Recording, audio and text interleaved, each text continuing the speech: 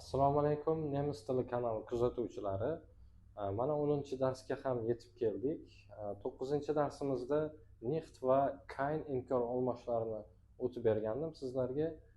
O'ylaymanki tushundingiz, gaplarda qo'llashni ham o'rganib oldingiz.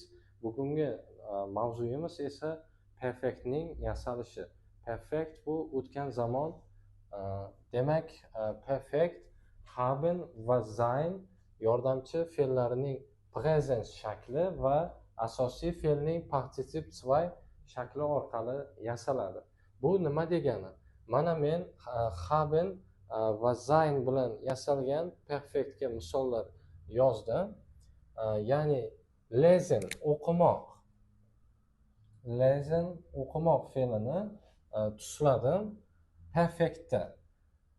Haben prezentsda tuslanyapti. E'tibor bergan bo'lsangiz, mana ich habe, du hast, er es hat, wir haben, ihr habt, sie haben. Asosiy fe'l esa partitip 2 shaklda ketyapti. Seinni ham tuslanishiga e'tibor bersangiz, prezentsda tuslanyapti. Lekin asosiy fe'l partitip 2 shaklda qolyapti. Birinchi bo'lib sizda savol tug'ilishi mumkin. Qaysi fe'llar haben bilan ishlatiladi, qaysi fe'llar esa sein bilan ishlatiladi degan. Asosiy qoidalarni tagiga yozdim. Demak, o'timli fe'llar, tinch holatni bildirgan o'timsiz fe'llar, sich o'zlik fe'llari, es shaxssiz fe'llari haben bilan yasaladi perfektda. Sein bilan esa o'timsiz fe'llar yasaladi. Ya'ni o'timsiz fe'llar juda qisqa bo'lib qolgan. Men sizga kengaytma shaklda og'zaki aytaman. O'timsiz fe'llar, ya'ni harakatni bildirgan fe'llar, bir holatdan ikkinchi holatga o'zgaradigan fe'llar, mana shu o'timsiz fe'llar hisoblanadi. O'timli fe'llar o'zi nima degan savol tug'ilishi mumkin. Agar ona tilini yaxshi bilmaydigan do'stlarimiz ichimizda bo'lsa, buni ham tushuntirib o'taman. Tushum kelishigini talab qiladigan fe'llar o'timli fe'llar deyiladi. Misol uchun o'qimoq. Mana tuslaganman o'qimoqni. O'qimoq, kitobni men o'qiyapman desam, kitobni tushum kelishigida. Demak, tushum kelishigini o'qimoq talab qilgani uchun haben bilan qoida bo'yicha tuslanyapti. Demak, o'timsiz fe'llarni ham tushunib olishni eng oson yo'li, demak, tushum kelishigini talab qilmagan fe'llar o'timsiz fe'llar hisoblanadi.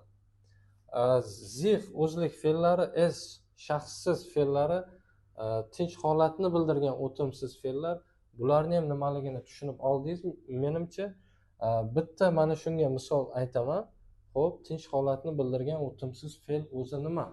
Misol uchun uxlamoq.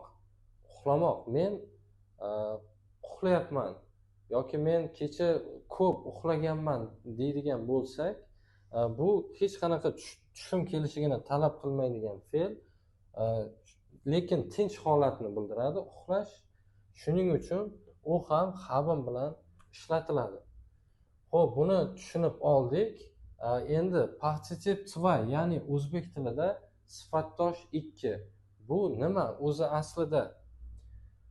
Sifatdosh 2 qanday yasaladi nemis tilida? Ya'ni mana bu asosiy fe'llarda. Bu juda ham katta mavzu. Buni keyingi darslarimizda Xudo xohlasa ko'rib chiqamiz. Bu uchun ham alohida dars o'tib beraman sizlarga. Hozircha mana shu qoidalarni o'rganing va siz ham bittadan fe'lni perfektda yasab ko'ring.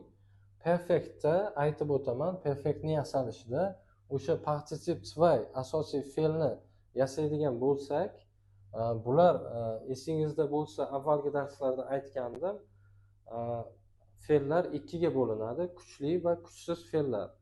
Hozir bu yerda gelesen partitip 2, lesenni partitip 2 shakli, gekommen, kommen, kelmoq fe'lini partitip 2 shakli, ikkalasi ham kuchli fe'l edi.